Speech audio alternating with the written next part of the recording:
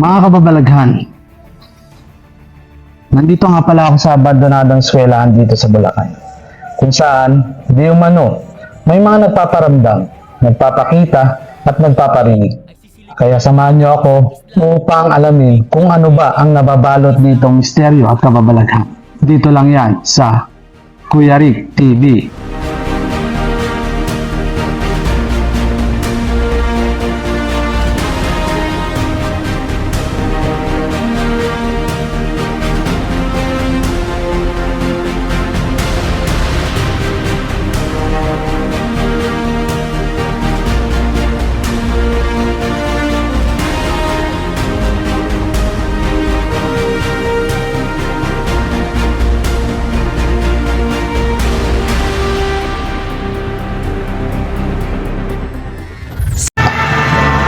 Mga kababalaghan, ito nga, nandito ako sa abandonadong eskwelahan sa Bulacan at aking lilibutin mag-isa ito para malaman natin kung meron ba nagpaparamdam talaga dito sa eskwelahan na ito.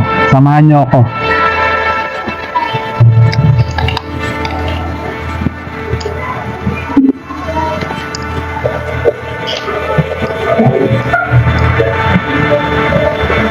Dito na tayo mga kababalaghan sa siya. Yan. May napipil ako dito mga kababalaghan is yung presensya ng mga entity. Yan. Nakikita nyo naman. Lalabas na tayo at wala naman akong nakakita. Dito kasi mga sarado yung room sa baba. Yan. Ito yung bakuran. Ngayon nakit na ako sa taas.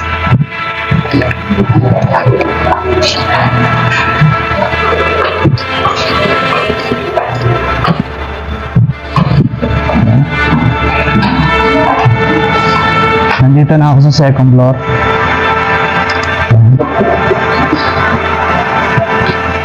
Yan. Talagang maguba, medyo marami ng mga puno dito sa paligid. Yan. Nandito na ako sa second floor. Nakita nyo yung camera. Naka-director's view tayo. Pasokin natin to. Ayan. Naramdaman ko yung aura or presensya ng mga entity na nandito. Ayan.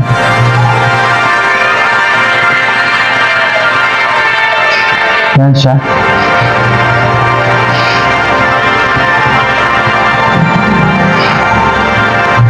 Medyo maingay sa labas mga kababalaghan.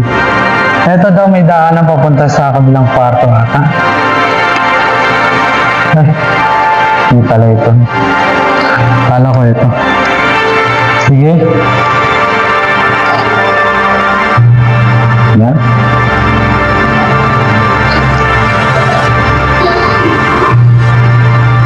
Yan mga kababalaghan.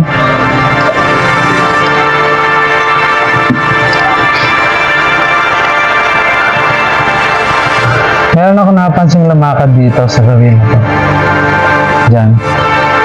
Kanina. Tapos, ito, ay, lakas ng presensya dito ah. Maraming mga kalat.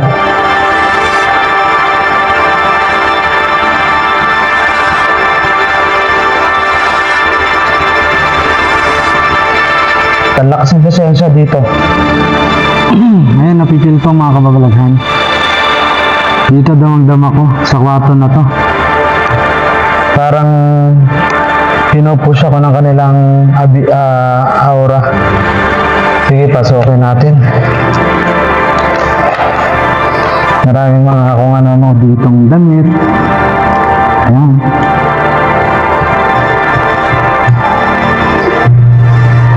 Ayan mga kababalaghan.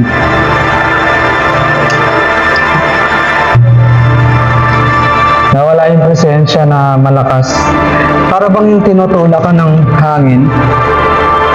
Nawala. Ayan. Napansin niyo mga kababalaghan, solo ako ngayon kasi wala si Mrs. Nasa trabaho. Hindi siya nakasama. Okay. Wala naman akong nakita dito. Okay. Next is dito sa may gawing dulo. May sunog, baka may nagsisiga. Ayan. Medyo may kilabot lang. Indication na meron dito sa parte na to ng kwarto. Ayan. Nakikita nyo? Sa lahat ng viewers ko, baka meron kayong mapansin o mahagip.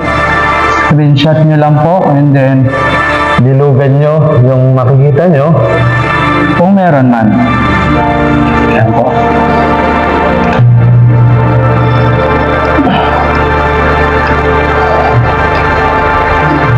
Na-explore natin tong abandonadong eskwelahan.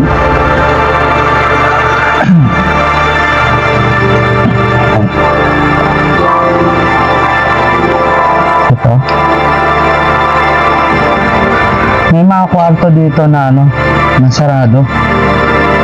Siguro may nag-i-stay. Tulad niya, bawal pumasok dito. Yan. Ay, hindi nagsisiga. Kaya pala.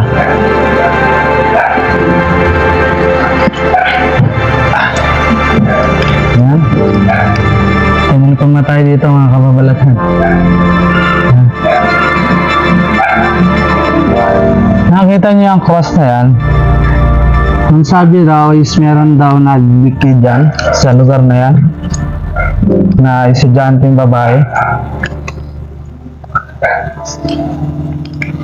Pero itignan dyan pa rin siya kasi parang may napansin ako dito nung una kong akayat dito. Hindi ko na-captured yun pero parang napansin ko siya. Pwede ako makipag-communicate sa kanila gamit ng pendulum. Yan. Alam mo nata.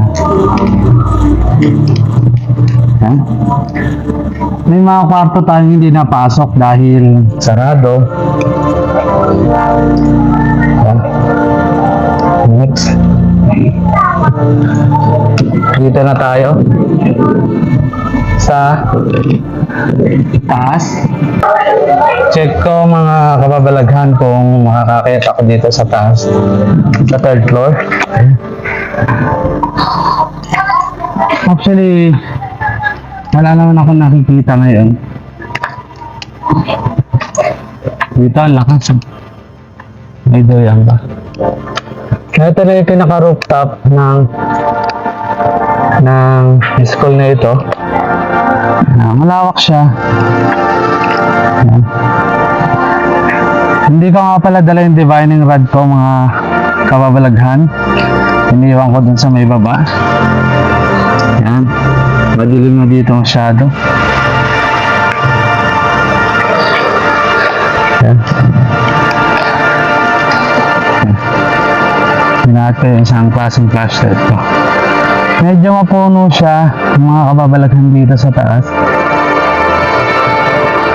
Ayan.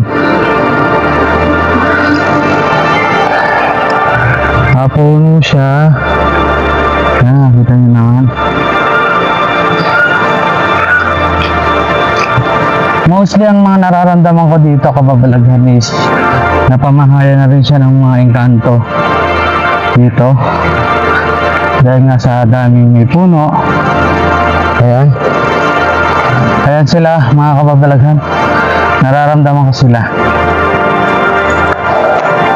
Pumunta ako dito para hindi makipag-away. Pumunta ako dito upang mag-explore lamang sa inyong lugar. Para ipakita lang sa mga tao na nandito kayo, nag-exist kayo. Yan lang ang aking purpose sa pagpunta dito. At wala akong ibang gagawin na masama para kayo'y saktan. Nandito lang ako para mag-explore. Yan. Yan nga. Medyo sa aking investigasyon dito, sa aking pag-explore, sa aking paglilibot is Nararamdaman ko lang yung mga kilabot, pero hindi sila nagpapakita. Hindi ko lang alam kung bakit tayo nila magpakita or dahil sa meron akong mga sabihin na natin na tinataglay na secret weapon, kaya siguro ayaw nilang magpakita o ano sa akin, mag-manifest. Pero napipil ko na nandyan sila. Kasi parang tao rin naman yung mga entity na yan, na kapag ayaw nila magpakita, syempre, kung ikaw ba ayaw magpakita, magpapakita ka ba? Syempre hindi, di ba? Yan. Kaya yun, kung ayaw nila magpakita, wala akong magagawa, ayaw nila eh.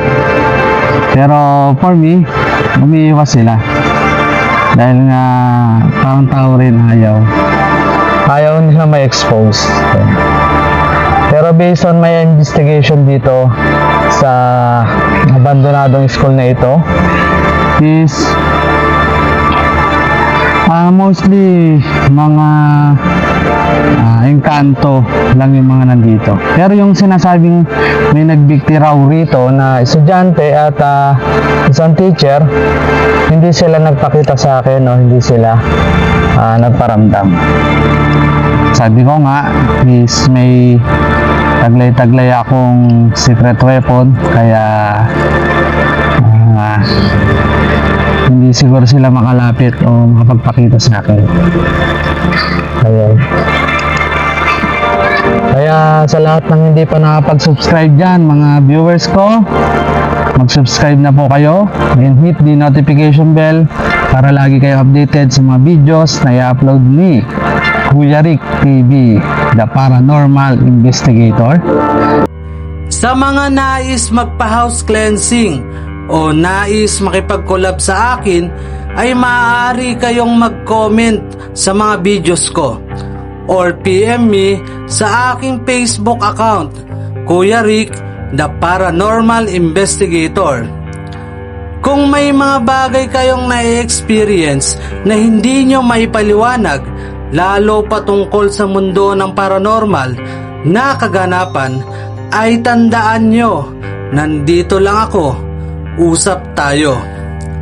Ako si Kuya Rick, ang inyong friendly paranormal investigator na nagsasabing lagi nating tatandaan na hindi lamang multo ang nagpaparamdam sa isang lugar, dahil maraming nilalang ang pinagmumulan ng kababalaghan.